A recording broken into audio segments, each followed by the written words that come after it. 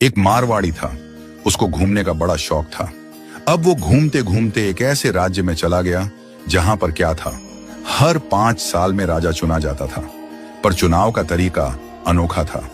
एक हाथी आता सूंड में माला लेकर और सबके बीच घूमता था।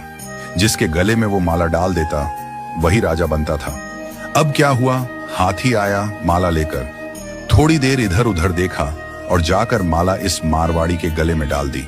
मारवाड़ी हैरान, अरे भाई, मैं तो घूमने वाला आदमी हूं, ये कहां फंसा दिया। खैर, उसे राजा बना दिया गया, सिंहासन पर बिठाया गया। राजपुरोहित आया, तिलक करते हुए शर्तें सुनाने लगा। भैया, आपको 5 साल के लिए राजा बनाया जा रहा है, लेकिन 5 साल पूरे होते ही आपको यहां से सैकड़ों किलोमीटर दूर एक उफनती नदी के किनारे छोड़ दिया जाएगा।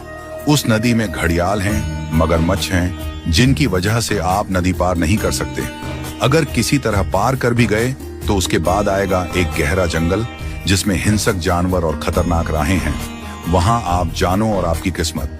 अब तक जो भी राजा बना था उसे मालूम था कि 5 साल बाद मरना तय है, तो वह 5 साल बस ऐश करता था, भोग विलास, मजा, तामझाम। लेकिन यह मारवाड़ी अलग निकला। उसने सोचना शुरू किया, अब मुझे 5 साल बाद क्या करना है। राज्य की जो भी आमदनी आती थी उसमें से 51% जनता की भलाई में लगाने लगा और बचे हुए 49% से उसने अपने आगे की प्लानिंग की। पहले साल उसने नदी पर एक पुल बनवाया, दूसरे साल उस पार के जंगल को साफ करवाया, खेती के लायक जमीन बनवाई, तीसरे साल वहां सड़कें बनवाई, लोग वहां बसने लगे, गांव और मोहल्ले बनने लगे। चौथे साल एक छोटा सा महल बनवाया जहां वह आगे जाकर रह सके। 5वें साल अपने जीवन भर का खर्च, जरूरी चीजें, अनाज, सब कुछ वहां स्टोर करवा दिया। अब 5 साल पूरे हो गए। परंपरा के अनुसार लोग उसे ढोल नगाड़ों के साथ विदा करने आए। लोगों की आंखों में आंसू थे। कहने लगे, ऐसा राजा हमने पहले कभी नहीं देखा। वो राजा था मारवाड़ी, शांत मुस्कान के साथ सबको प्रणाम किया और उस पुल पर चढ़ गया जो उसने खुद बनवाया था। लोग अवाक रह गए। हजारों राजा आए गए, मारे गए, लेकिन ये पहला राजा था जो भवसागर को पार कर गया।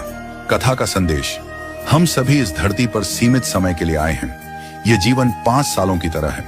जो इस समय को मौज में घंवा देता है वो अंत में उस भवसागर में गिरता है जहां मगरमच्छ, घड़ियाल, दुख और पीड़ा है। लेकिन जो जीवन का उपयोग अच्छे कर्मों, जनसेवा और प्रार्थना में करता है वो इस जीवन से परे उस पार पहुंच जाता है। तो आज ही से भवसागर पार करने के लिए अपना पुल बनाना शुरू कीजिए, ताकि जब आपका कार्यकाल समाप्त हो तो आपको भी सीधे ठाकुर जी के पास बैकुंठ में वास मिले और आपके अच्छे कर्मों की वजह से आपको हमेशा के लिए याद रखा जाए।